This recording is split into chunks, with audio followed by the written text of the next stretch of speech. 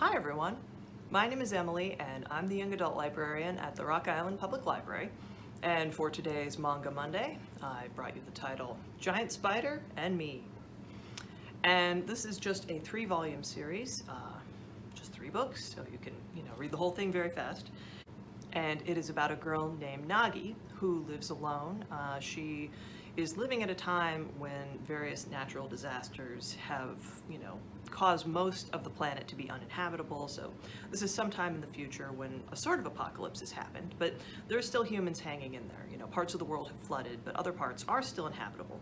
And so she has lived on a mountain with her dad for most of her life. She lives in this little house, but her dad left some time ago and has not returned.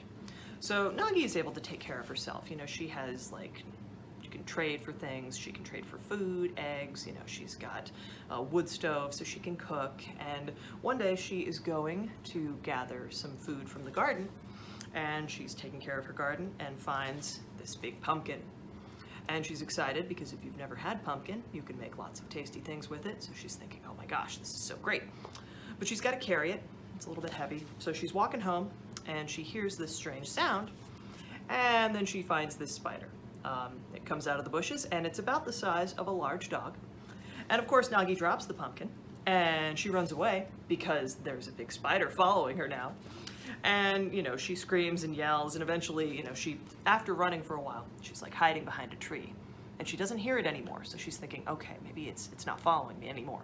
But when she looks out from behind the tree, she sees that the spider is in fact, it's still there. It's kind of hiding. It's a little ways away. And what it does is it pushes the pumpkin back toward her. It's come to return it. So Nagi thinks, oh, okay, thank you. Thank you for not eating me, first of all, and thank you for the pumpkin. I'm gonna go home now. Well, the spider follows her home. And she thinks, okay, well, it's hungry probably, and I'm glad it's not eating me, so I'm gonna maybe feed it something else. And she tries giving it various things, like, okay, I've got some meat, you can have this chicken, or, this, I've got vegetables, I've got, all different stuff you could try. Well, the spider doesn't eat any of it. So finally, Nagi has gotten hungry, so she's like, well, I'm gonna go inside and cook something with this pumpkin, so, I'll be back. And she shuts the door, but almost immediately the spider gets inside. So she thinks, all right, it's inside now, okay, that's what's happening here. And in this book, a fun thing is you get the recipes that Nagi makes. She makes a lot of, simple, very tasty things, and what she does first here is she makes some dough from flour and water, and then she cooks up the pumpkin, and she makes pumpkin dumplings. They look very good. And she starts eating these, and they're very tasty. And, she offers one to the spider. It's still standing there in her house, so it's like, okay, do you want to have a dumpling? So the spider opens its huge gaping maw and chomps down on a dumpling. And again, Nagi is glad that it does not seem to have a taste for people. But it likes her cooking, and after spending some time with the spider, at one point, it's very fluffy looking. It is like the size of a big dog, and it's kind of furry. So Nagi thinks, I'm just gonna pet the spider. And she kind of pats it, and what it does, it reaches out and also it pets her on the head.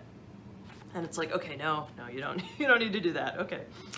So the book is about these two kind of making a life together, and how Nagi understands that, okay, right now out here in the woods, this is fine, but if I go down to the market where there are other people and the spider follows me, people probably aren't going to react very well because it's a giant spider, and so they're going to be scared and try to hurt my new friend. And sure enough, by the end of the first book, someone has shown up at Nagi's house and is pointing a gun at the spider. So the series is about these two slowly kind of re-entering society, because Nagi, she's been alone for a while, and she asks the spider, who she calls Asa, for mourning when she first met them, asks the spider, do you want to come live with me?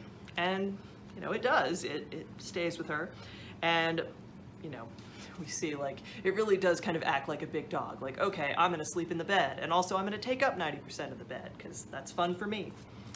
So if you like manga, this is just a very sweet, quick story about friendship and cooking. It's good food and fun in the apocalypse. So enjoy. And thank you for watching. I will see you again soon.